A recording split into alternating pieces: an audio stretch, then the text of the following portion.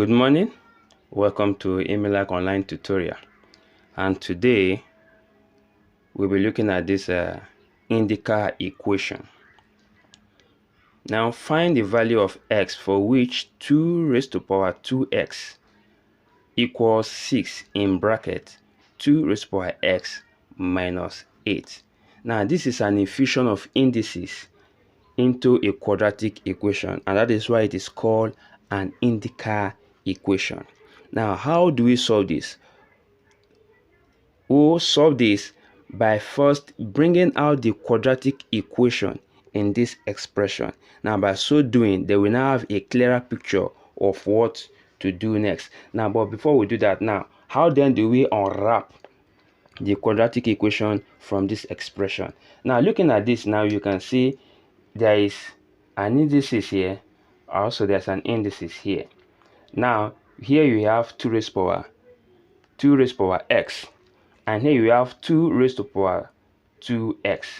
Now in simplify this is the same thing as saying 2 raised to power x all to the power of 2, now which will give us also 6 into what 2 raised to power x minus 8. Now for us to solve this, now we have to make 2x an unknown term. You can probably use probably A, B, C, whichever alphabet you choose to use. Now but ensure you don't make x the unknown, because at the end of the day you might actually confuse yourself. Now let's say y equals 2 raised to power x. Now as such, now let us put y equals to 2 raised to power x in this above equation. Now what does that mean? It means wherever you see 2 raised to power x, now you replace it with what? Y. Now as such, now let us get started. Now wherever you see 2s, you replace it with wherever you see 2s, you replace it with y. So here now you can see we have 2x here replaced with y, so we have y raised to power 2 then equals now 6. Now here we have 2x replaced with y, then minus what? 8. Now you can see we now arrive at a quadratic equation. Now here our journey begins. Begins. Now as such, now let us have it this way, that y raised to power 2, then transposing this to the left hand side, we have minus 6y, and transposing minus 8 to the left hand side, we have plus 8 equals to 0. Now using the factorization method, now multiply the constant with this. So here we have y raised to power 2 times plus 8, we now have plus 8y squared. Now the question now is, we now have a product of 8y raised to power 2 plus 8y raised to power 2 and a sum of minus 6y. Now the question is, what will you multiply to get 8y squared and you add to give you minus 2y squared? Now these two factors will now give us minus 4y and minus 2y. And why is it so? This is because minus 4y times minus 2y will give us plus 8y squared, which is minus times minus will give us plus. 4 times 2 will give us 8. Y times y will give us y squared. And when we add this, it will give us this. Because minus 4y plus minus 2y will give us minus 6y. So as such, we can now replace these two factors for this.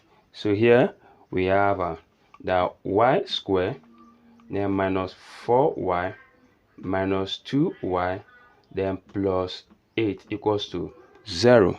So now we now collate. Now what is the factor between this, which means what is the common term or the common element between y squared and 4y? And you can see the common term here is y. So you bring that y, and if you divide y squared divided by this, which is let's say that y squared divided by y, which is the same thing as saying y times y over y. So y cancel y, so we're left with y. So we are left with y here. Then minus, if we should do the same thing also, you have 4 here. So here also, what is common between 2y plus 8? Here we have that is 2. And if you bring out minus 2 from here, you have 2.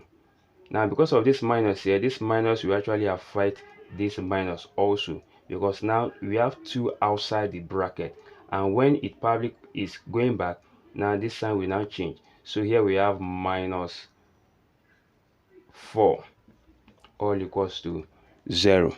So here we now, what is common between y and minus 2 here is y minus 4. So here you have y minus 2 and y minus 4 all equals to 0. In a nutshell, we can say this is y minus 2 equals to 0 and y minus 4 equals to 0. So here we can say that y equals to what, 2, or y equals to 4.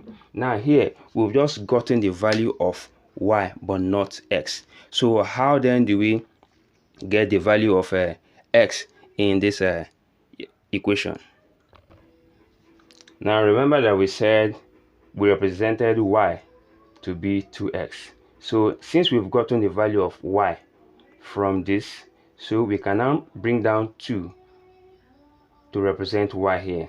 So here we now see that 2 equals to 2 raised to the power x. Now this is for y equals to 2. Now take note that for every whole number, it has a power of 1. Be it 10, be it anything. By 10, it has a power of 1. 20, it has a power of 1. Anything, even 3, it has a power of 1. So if you are to use this law, so here we can now say that 2 raised to the power 1 equals to 2 raised to the power x. Now you can see we are having the same base. Now we can now cancel out. Now by such as such, now we can now say that 1 equals to x, or x equals to 1. Now we've gotten the value of x for which y equals to 2. Now let us find the value of x for which y is 4. Now in this case again, you bring it back. You now see here represent 4 for y, represent 4 for y. Yeah, so here we now have that 4 equals 2 raised to the power x. Now since we have a base of 2 here, now we ask ourselves, if we are to convert this to a base of 2, what power will it have to give you 4? And what does that mean? It means if you have a base of 2, how many times will you multiply that to give you 4? And we know that is 2. So here we have 2 raised to the power 2 equals to 2 raised to the power x.